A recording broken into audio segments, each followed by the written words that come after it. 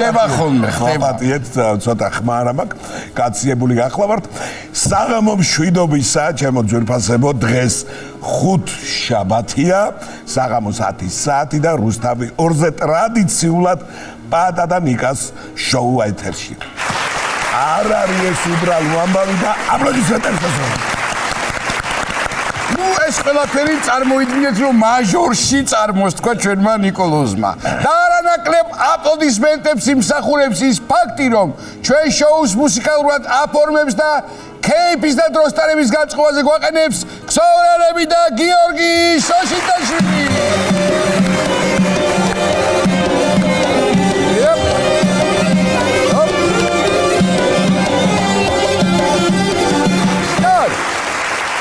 პატა და ნიკას შოუს ერთგული მაყურებელი ძალიან კმაყოფილია ჩვენი მუშაობით.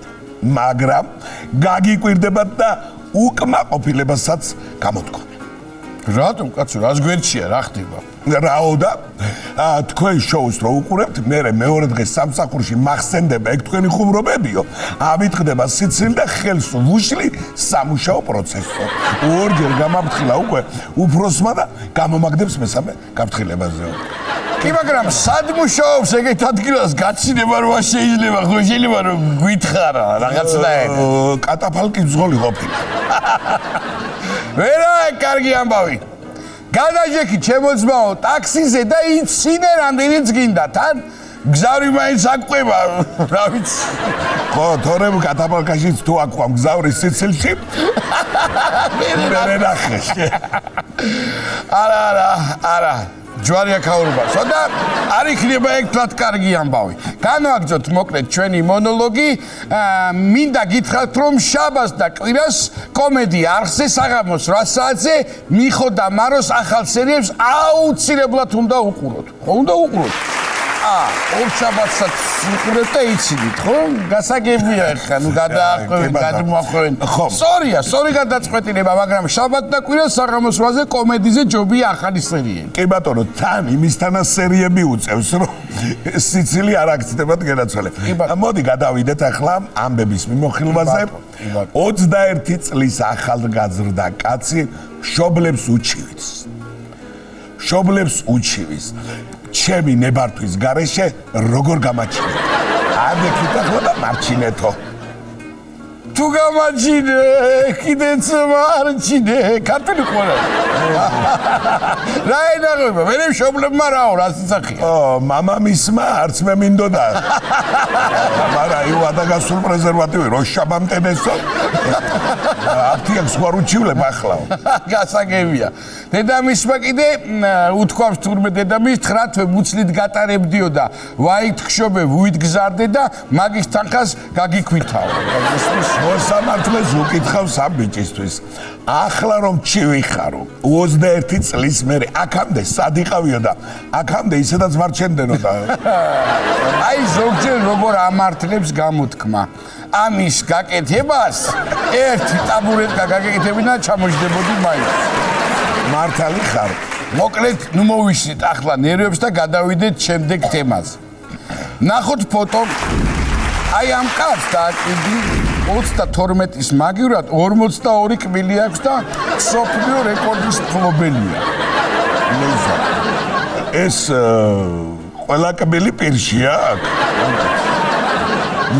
რაღაც უყურებ კი, გამოტანილი აქვს პირი კბილები და კიდე თუ აქვს სადმე რა ვიცი არ ჩაცა. დედა რა ამბავია. რაც გადავთვალი ახლა სიბრძნის კბილი ლავიწის ძვალთან უწევს. 42. წარმოგიდე ამის პროტესტ დასჭირდება ერთი მანქანა თაბაში. არც იყოს. მე შემოყავს. თითქო. მილებს ვიკეთებ, მოდი დაცალე. აი, მანქანას ხომ აქვს სათადარიგო საბურავი, ეგრეთ წოდებული ზაპასკა. ამას კბილები აქვს ეგრე. ამას წინათ სტომატოლოგთან მისულა და სტომატოლოგს უთქვამს რომელია დასაპლობიო და ამან დასაპლობი კერა ამოსაკლებია 1-5-6 ისე კი უნდა უყვარდეთ ეს კაცი სტომატოლოგებს ძალიან ხარჯი კი იქნება ჯერ მარტო გამოღეღვაზე რამდენი კვირის პასტა წაუვა ამას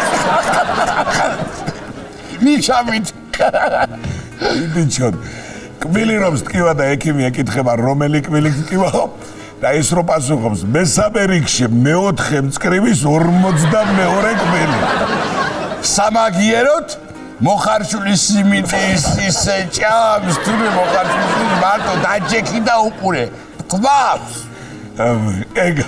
ეგ რა გაიხსენე მომინდა ახლა მჯო მოხარშული სიმინდი რა ზღვაზე რო ჩამოატარებენ სამოგნარული რო ხარ ტაფჩანზე და წიგს კითხულობ და ხრავს სიმინდს წიგზე გამახსენდა ახლა ხელოვნურ ინტელექტს შემონიკოლოს უჩივიან მწერლები იცოდი რას ველაპარაკე ჩვენ წიგნებს ნუ იყენებო რომლები უჩივიან ერთ საინტერესოა რა რა ჩამოთვლის მაგათ 10,000 მწერალი უჩივის მინიმუმ 10,000 და სანამ უჩივლებდნენ ასე შვებოდნენ არ გადაიწეროს ზიგს რომ მოაფარებთ აი გარვიცი მაგრამ მოსამართლეს უთქვამს საჩივარი წავიკითხე და ერთი სიამოვნება იყო მაგარი დაწერილიაო პროკურორს და ადვოკატს უთხრა ჩაუჯექით ბიჭებო მაგრად იკითხებაო ჩემი მშობლები რომ ეჩხუბებოდნენ ისწავლე დაწერე წაიკითხე იქნებ წერალი გამოხვიდეო კიდე კარგი არ ვისწავლე თორე მომბარავდა მე ხელოვნური ინტელექტი დაწერებს და ხო დაუჩეჩქვავდი გასიებულ მაზერბორდს ხელოვნურ ინტელექტს კითხეს რას ფიქრობ ამ ფაქტთან დაკავშირებით და ხელოვნურმა ინტელექტმა ფიქრობ არა ის სულ ოპერატიულ მეხსიერებაზე მკიდიაო რაც უნდათ ის ქნანო მხოლოდ ერთი ქართველი მწერალი იყო ბედნიერი ვიღაც მაინც კითხულობს ჩემ ნაწერს ისე ძალიანაც ნუ ინერვიულებთ პატივცემულო მწერლებო უნიჭუა ეგ ხელოვნური ინტელექტი ამ თემაზე ხუმრობის დაწერა ვთხოვეთ და რა დაწერა იცით ავსაკაცავი სიტყვა ურჩევნია სულ საგულსა რა ლექსია ეს არ ვარ გარაფერი ხელოვნურ ინტელექტს სანამ თავში მოსვლია დავასწროთო მეცნიერებმა იფიქრეს და ხელოვნური შოკოლადი შექმნეს ეს რომელი მეცნიერი იქნებოდა იცით რომელი აი ბავშვობაში ჩურჩხელას და შოკოლადებს რომ უვალავდა ბევრი არ ჭამოს ნეტა რისგან გააკეთეს საინტერესოა არ მიგრძნობს კარგს გული და მოდი არ დავინტერესდეთ მაგით მართალი ხარ შენ ალბათ ბევრი ჭამა არ შეიძლება ხელოვნური შოკოლადის ასე ვფიქრობ აი ნუ ხელოვნური დიაბეტი მინდა ეხლა რა ვიცი ჯერისდაც დადღეშა მართალი ხელოვნური დიაბეტი მართალი ხარ ბევრი არ უნდა ჭამო სამაგიეროდ ხელოვნურ ყავაზე მიდის მაგრად თურმე თან ისია თურმე დაპროგრამებული ეს შოკოლადი რომ ჭამამდე თვითონ გეუბნება რამდენი უნდა ირბინო რომ მაგის კალორიები დაწვა გესმის და ამ შოკოლადს ვადა თუ გაუვა აპდეიტს გაუკეთებ და ახალი ხდება ისე მოკლედ ეს ან ძალიან ნიჭიერი მეცნიერის მოგონილია ან ძალიან ჟიმოტი მამის მე მეორე მქონია კაი ანეკდოტი გამახსენდა მაგრამ შოკოლადზე და ესენი იმდეს იზამენ ხელოვნურ ხაშლამასაც შექმნიან და უნდა მაგინებინონ მერე თავი ხაშლამას გაანებენ თავი თუ გაგიელვათ თავში იმედია გაითვალისწინებთ ჩვენ კი გადავიდეთ შემდეგ თემაზე თურმე გერმანიაში ექთნების დეფიციტია და 5,000 ევრომდე ხელფას თავაზობენ მაგრამ არ უნდათ და მოკან არა ცუდი ამბავი ჩემონიკოლოს და ხელფასი ნახე რა არ მოსწონთ აქაურ ექიმებს არ უთხრათ ეგ ამბავი თორემ იქწავლენ ექთნება მე გერმანული იცი ანჩურმა ექიმებმა რა თუნდა ხა გერმანული ცოდნა ნემსის ტრაქტი გაკეთეს ჰენდე ხო ხუნდა უთხრა პაციენტს და რუაცებს ხელებს და არჭონებს ეგერაცა წინა გადაცემაში მქონდა თემა მონოლოგში ფრანგები იყტიდნენ 10 დღიან ლოგინში კოტრიაში 5,000 ევრო ახლა გერმანელები ექთნებში ამ ევროპელებმა 5,000-ზე მეტი თქვა არ იციან თუ ეგ არ ვიცი მაგრამ დღეიდან აღარ ვეძებ ექიმ სარდლოს ჯობია ეგთან იყოს ოღონდ გერმანი ახლა იმ გერმანელ ეგთანს კითხე იუმორისტული შოუს წამყვან მამამთილს თუ ეძებს საერთოდ მამამთილები და სიმამრები უყვართ ხოლმე სიძეებს და რძლებს აი სიდედრებზე და დედამთილებზეა ძირითადად პრობლემები გესმის მასეც ნუიტყვე აგერ ბატონო ავსტრიაში სიდედრის დაკრძალვისას სიძე საფლავში ჩავალ არ ემეტებოდა ეთყობა დასამარხად. ამით ჩუყდა გული. რა იცი, შეიძლება იმ ქვეყნად იმიტომ მიხვდებოდა იქაც რომ მოეშალა ნერვები ცხოვრებულისთვის, რა იცი.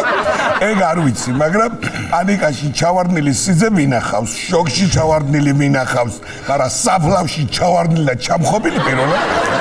მე მიქონია იმ სიძეს რომ კრემაცია არ გაუკეთეს სიდეთს და ღუმელში არ ჩაყვა. აბა, წარმოგიდგენია? ხალხმა ატეხა თურმე ერთი ამბავი. დედა უშველოდ კაცო და სიძე მოიცა, ნუ ნერვიულობ, გადავამოწმე ხომ არ ზაგდარი. და ბოლოს დაუყოლებია, ჰა? ვინ ჩადო კუბოში? კი ვუყურებ აგერო, მაგრამ სიმარმა უთხრა, ტყუილად ხტუნდა მქონება ჩემს სახელზე არის. რა გინდა გენაცვალე? ანდერძი შეუსრულა კაცმა. რუეუბნებოდა მომეწია უკანო. მე ნახდათ არ მინდა სიდეც იმ დონემდე შეუყვარდე რომ საფლავში ჩამიყოლოს თუ ძმა. შევცვალოთ თემა. შევცვალოთ. სიდეცზე დიდხანს თუ გავჩერდებით. ბანკის ძარცვისას მოლარე ოპერატორს მშობიარობა დაეწყო და ბავშვი ერთ-ერთმა ძარცველმა პროფესიით გინეკოლოგმა გამშობია. არ ვიცი, მაგრამ როგორც ახლა ვკითხულობ, ამტყდარა ერთი ამბავი, ბიჭი, ერთმანეთს ულოცავდნენ თურმე ძარცველები და ბანკის თანამშრომლები ამ ამბავს. რა მაგარი რა? ბოლოს იმ ძარცველმა კაით ახლა სანამ დედა ბავშვს აჭმევ ხელები მაღლა და ფული დაიდოს. გადასარევი ამბავია, იმიტომ უნდა გქონდეს ორი პროფესია. აგერ ადამიანს ჰქონდა ძარცველი და გინეკოლოგი. არის მეტა ეგეთი პროფესია? ძარცველ გინეკოლოგი? ბავშვისთვის ამ ძარცველის სახელი დაურქმევია თურმე დედას და იმას ისე აუჩუყდა გული, გვარიც თავისი მისცა. ოდა კი მიაგნეს მერე ადვილად. იმავე საღამოს დაიჭინეს საწყარი. ამ მოლერე ოპერატორს უთქვამს ძარცველისთვის. ერთი ნათლია შენ იქნებიო და მეორე პროკურორიო. მაგარი ახლა ძარცველი სასამართლოს უმტკიცებს რომ ნიღაბი კი არა, პირბადე მეკეთა, პირბადე. და ეს რენტათმანები სტერილურია და ძარცველი არა ვარო. სასწრაფოს თანამშრომელია. აი, პროფესიონალი რო იქნები ადამიანი ყველაფერში რა. ისე ჩემო ნიკოლოს სახეობები რო ვართ მე და შენ გინეკოლოგია ან ბებიაქალობა არ უნდა ვიცოდეთ? ორიდან ერთი მაინც. ორსული ადამიანი რომ მოვიდეს ჩვენ თეატრში. პაატაგულიაშვილის კომედიის თეატრში და იქ დაეწყოს მშობიარობა. ნუ სიცილისგან. რამე ხო უნდა ვიღონოთ. რა ტიპინდია ხო არ გაუშვებ, მაგან კი იცი შეგაბავი, მაგრამ ჩვენ უნდა შეიძლება სულ არ არის რატი.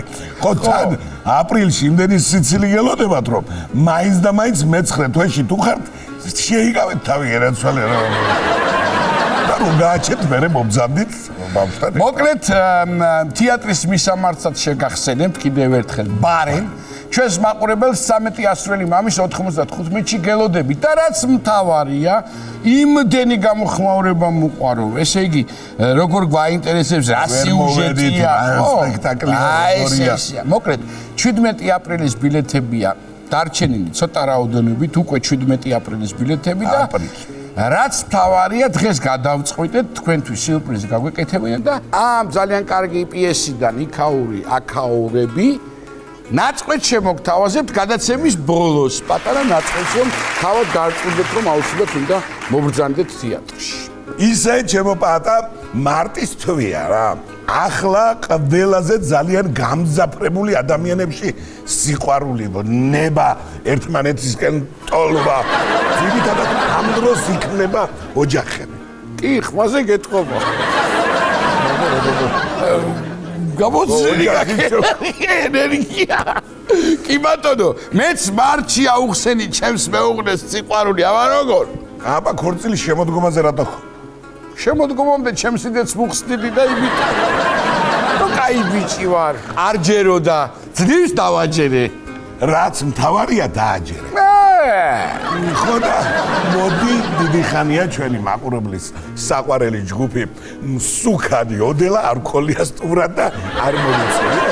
უნდა მოვიწიოთ. არ გამოვაცხადოთ სოლისტები? დიახ. პიყვინა ბარათელი და ვასასი სურამელი.